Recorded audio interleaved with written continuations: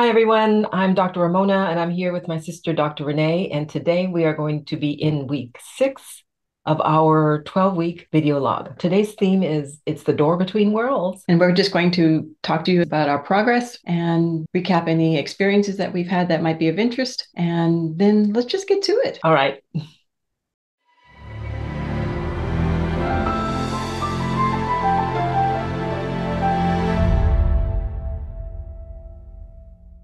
Hi. Good to see you. Let me start. Changes in process. I'm still doing my 10 Inspire version 1 tracks, and I'm monitoring the activation timing. And this week, I'm also using that mudra I talked about to see how it affects my ability to the gamma spike. I'm also bringing the breath up a little bit higher and tilting my head back a little bit further to see if I'm getting further into the pineal gland, or at least bringing that energy up into the pineal gland. So those are the things of my process that I've changed. How about you? Well, before we go on, that moving your neck back, that seems kind of new. I'm just trying to lift the energy. The mudra, it makes me pay attention to the focus of where the energy plug that I'm bringing up is going. And so putting the head back a little bit further brings that energy back up into the mid part of the back of the skull, which is where the pineal gland is housed, if you will. And I think during one of our walking meditations last April in San Diego, one of the exercises that Dr. Joe took us through was bringing the energy back up all the way back into the back of the head. And it sort of reminded me that maybe I should try that also to see how far back it would go and if that would be an effective. So I'm employing it. I find it interesting because I noticed myself doing that. So the Yeah. fact that you're doing that independently as well seems to be an interesting development. I've been all about regulating the PG breath this week, controlling focus, controlling visualization, controlling repeatability, and becoming sensorially aware of when that intensity gets to the point where I'm going to have a explosion of energy. So I want to be more aware of what is the feelings that I'm going through that are indicative of going over the edge. Okay. About you have an intention? I'm not sure if I had this last week or not, but for me, it's remember what I'm doing. And for me, remember what I'm doing has the import of focus on where that pineal gland is and how I push energy into it. It's also about signaling a change of state into the quantum. And so remember what I'm doing is telling me all of that. What about you? When we're talking about the theme being opening the door to a new world, then that part of understanding what going on to move you over is the way we knock on that door. So for me, my intention this week has been to do this effort of actualizing the mind over matter process. In the past couple of weeks, I've been trying to become more comfortable with that. And I'm still in that phase of solidifying the process in a purely mental way to achieve the physical feelings and occurrence of the spillover into the quantum. So that's been my intention, just continue to focus and get better at understanding what's going on. Yeah, the idea is to try to figure out what is activating it and if we can reproduce that. Exactly. Well, experience, what's been going on? Let me just get the lymph pain out of the way. It's really minimal these days. When I bring the breath up to the pineal gland, it's gone by my third breath, not the third track, the third breath. It's all gone. I recognize that I have the gamma spike flares almost every round after that. They're of different intensities and different lengths of time, if you will, but they are there and I know that they're coming. I'm trying to leave my eyes open through the flare, through the sprite, so that I can see what's to be seen, just to feel that feeling of floating in the quantum and watching those planks pop in and out of existence. I see the starry cave now and then after the big white to yellow light. What are you seeing? The plunks popping in and out of reality, but the starry, like a cave. It's like the universe. It's like the universe with lots of stars in it is what I'm seeing. That's an allegory, I think, because it's just a dark background and all these little tiny plunks are popping in and out of existence. That's really, I think, what is happening in the quantum, what I'm seeing. There's a lot less heat than there was at the very beginning. There is still heat, but there's a lot less heat than when I began because I'm not using so much effort to make this happen. And, what I'm really after, I want to know what has to be done to produce the effect But in some ways, I know what has to be done. I have to follow the PG technique. What I want to know is what has to be done to sustain the effect. I believe that the idea is to sustain the effect for longer, longer periods of time. So I'm starting to think of what is involved in that. I did have to take a bathroom break this week again. And when I came back, the spike was actually larger, as if I gave it a break. And when I came back, it was primed and had absorbed enough of the energy. Pineal gland. I'm just thinking this might be what's happening. That the next time I brought the energy up, it had more stored in there and perhaps it just spiked larger. My heartbeat seems to be really strong while this is happening. It's not an erraticness of, it's just strong. That that mudra is, I've been doing it throughout the week. And as I've gotten towards the end of the week, to me, I've recognized that the mudra, instead of having to be an aid to the mechanical energy effort, it really is about focus. The top of that mudra, it doesn't have to be this, it's mental. And really, the top of that focus is really just, to me, it's a focus spike in a way. So that's a learning for me this week. Do you agree with that? Absolutely, totally agree with that because my intention is to be more cognizant of what I'm doing mentally, which means I have to have a very precise visual picture of what I'm doing. I felt in the early weeks that the mudra helped me to pump, but in this past week, mudra was simply a held position. It had no pressure in it. It just was there. And we know that, of course, that the energy is flowing out of the fingers anyway. And so one thought that came to my mind is that as the energy of the fingers are being pointed towards the head, there may be an integration of the biofield that is emitting from the hands into the maybe directing, maybe supporting, maybe encompassing, I don't know which, of course, that mental intention to engage with the pineal gland.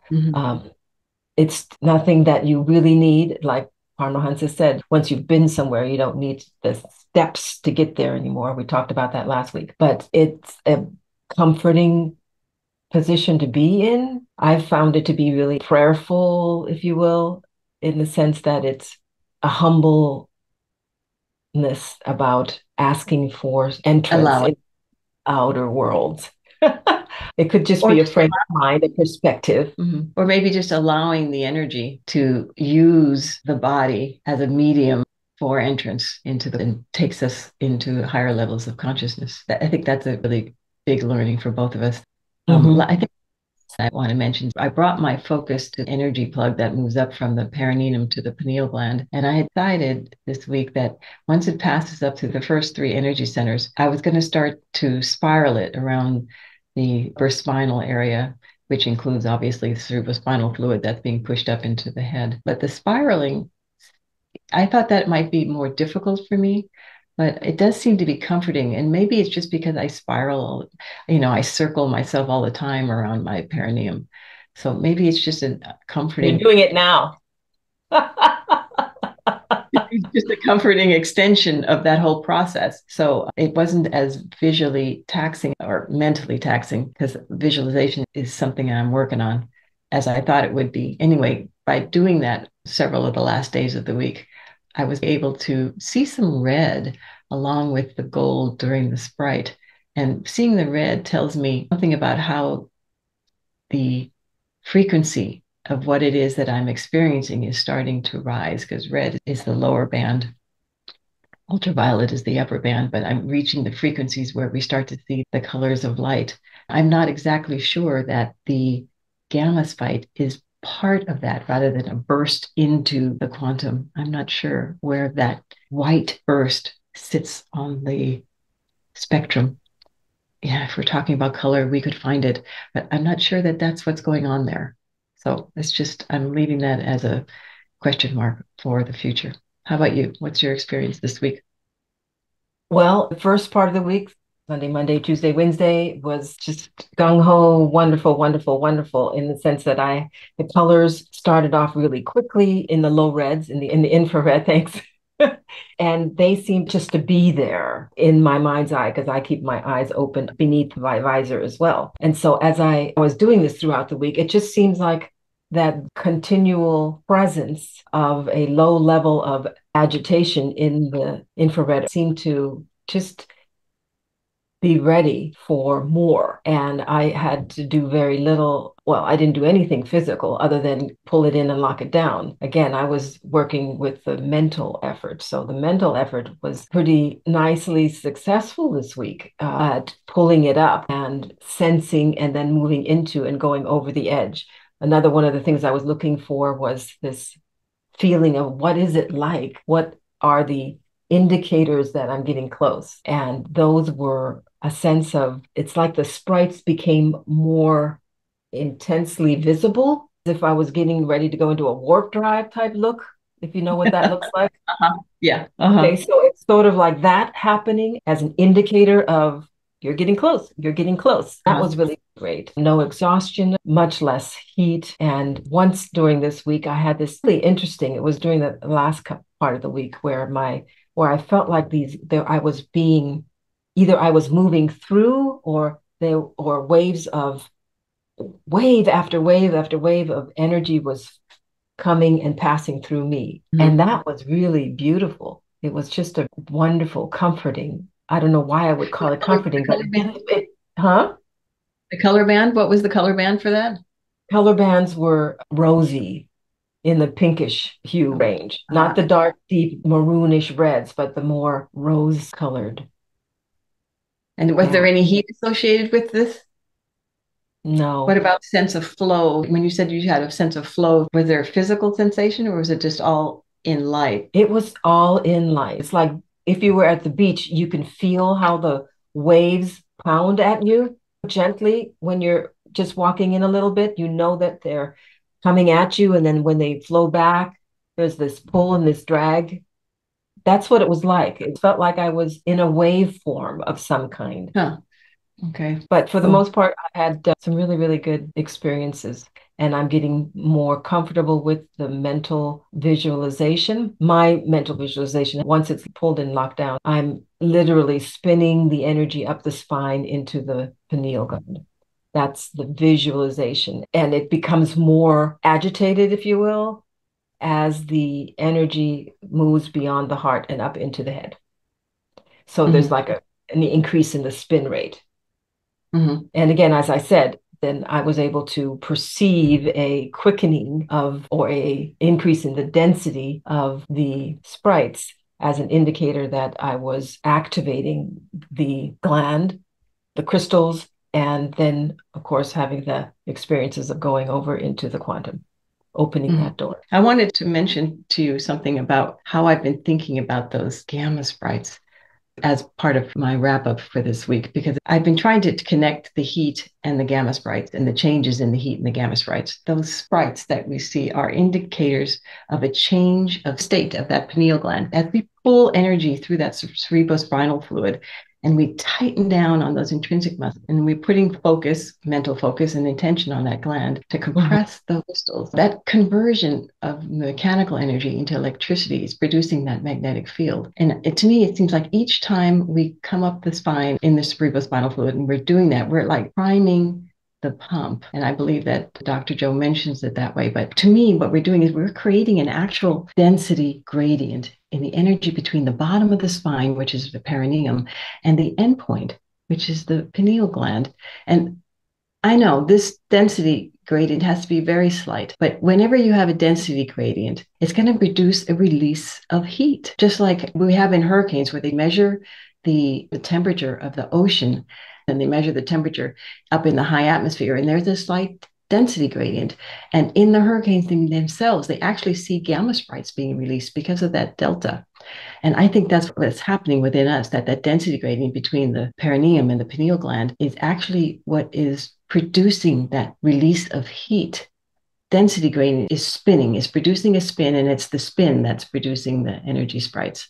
This is how I'm thinking about it. For some reason, it makes me feel comfortable to somewhat know what's going on. These are my ideas, and they are helping me to understand that the spin of the plunks is inducing the release of the heat, which is what we're seeing when we're pushing up against the crystals. So stay tuned is all I can say. Well, I think that that's pretty awesome to think about it as a variation in density or as a twisting up like a hurricane. Essentially, intrinsically, instinctively, that's what I was thinking about in terms of my visualization, moving the energy around and up faster and faster and faster, right? So there's differences between here and here, even very, very slight. That's all it's necessary because we're hot. And hot usually means thermodynamically a release of some energy. Yeah, absolutely right. So cool. Very cool. With the door between worlds, I think we are knocking pretty hard on that door. Yes, we are. So I'm becoming more comfortable with the sensation that I can regulate when that happens. I'm always thinking about where does this go from here rather than just into the quantum. Where does the ability go? Perhaps we will be able to move from achieving very comfortable ability mentally and then to be able to do it throughout the day, whenever you want, wherever you want, whenever you want. Whenever you want. And that would be very interesting.